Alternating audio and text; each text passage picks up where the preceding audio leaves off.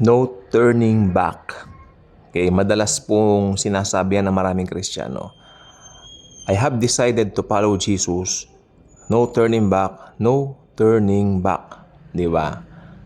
Pero kung titingnan mo mabuti yung awiting yaon, ito po ay parang nagsisignifika ng kanilang sariling aksyon o kanilang sariling gawa.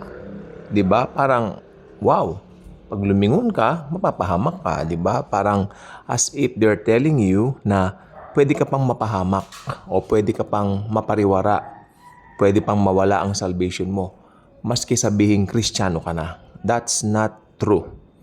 Ang isang Kristiyano, si Jesus ang may hawak sa atin. Actually, pati Ama, pati Father. God the Father and God the Son already holding us tightly to their hearts. Hindi na po mawawala ang salvation natin.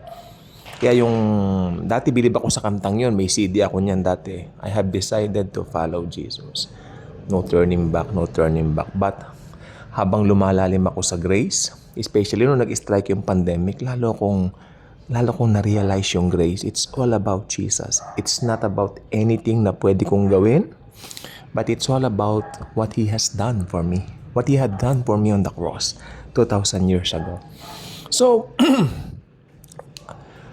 sinasabi po kasi nila kapag bumalik ka daw sa Egypt o bumalik ka daw doon, lumingon ka, magagaya ka doon sa, itong panakot nila magagaya ka sa asawa nila at magiging asin ka raw, pag Kristiyano ka raw, nagganon ka raw, magpa-backslide ka, magiging parang, di ba yung asawa po ni Lot lumingon tapos naging asin? Well, iba pong situation yung kay Lot. Sapagkat during that time, talagang yung Sodoma at ang Gomora na yan, this is something na nagpapahiwatig ng present na mundo ngayon.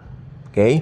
But kasi iba po ang dugo ni Christ Yung dugo ni Jesus, pag yan ang naglinis sa'yo, pati puso mo papalitan niya. Maliligtas ang kaluluwa mo, bibigyan ka ng bagong pagkatao tulad ng binabanggit sa 2 Korintos 5:17, may bago ka ng pagkatao. It's all about Jesus. Basahin mo 2 Corinthians 5:18. Ituloy mo, all this is from God. Lahat ng ito ay galing sa Diyos. Naligtas ka dahil sa Diyos. It's not about you, your effort, your merits, your good works, or etc. na pwede mong gawin sa Panginoon. It's not about that. I hope maliwanag po sa inyo yan. So, pag Kristiyano ka, si Jesus nabubuhay na sa'yo. The moment na born again ka, naniwala ka na namatay siya sa cross sa'yo, papasok siya sa buhay mo. Yun yung indwelling presence ng Holy Spirit forever and ever sa buhay ng isang believer. Kaya hindi mawawala ang salvation mo.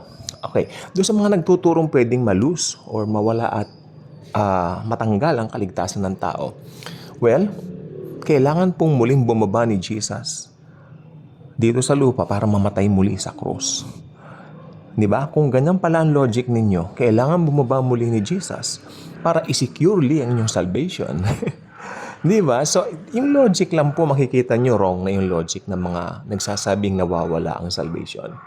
To the point that they're going to compare it to Lot's wife na, di ba, nag-turn back nung kasi ayaw niyang, siguro may mga ari-arian sila doon sa Sodom at Gomorrah during that time. Di ba?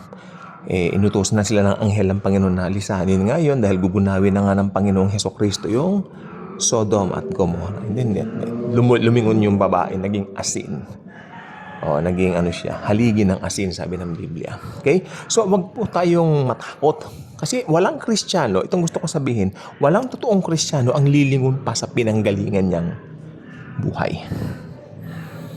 Okay, parang minsan seemingly, siguro, parang sa isip natin nadadaya tayo, pero yung indwelling of the Holy Spirit, especially, nasa atin na. Jesus, the God of gods, the God of the universe, the God of the Milky Way, the God of the galaxy, is the one protecting our salvation. Paano pa mawawala ang salvation? So great a salvation na iniingatan ng Panginoong Hesus. Paano mawawala yan?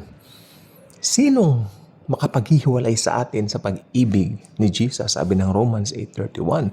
Kung tutuloy mo sa 32, mas maganda. He who did not spare His own Son, but delivered Him up for us all, how will not He, together with Him, His Son, give us all things? Diba? So, it's all about knowing your true identity in the Lord Jesus Christ. Because if you don't know it, maliligaw kang talaga. Kaya, Christians, wake up. Okay?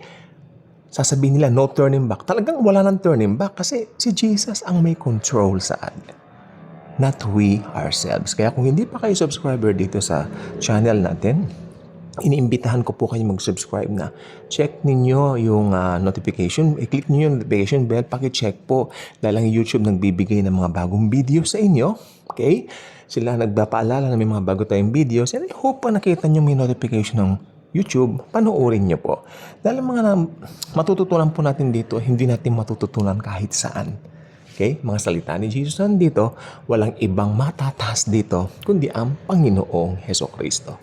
Thank you. And Jesus truly loves us all.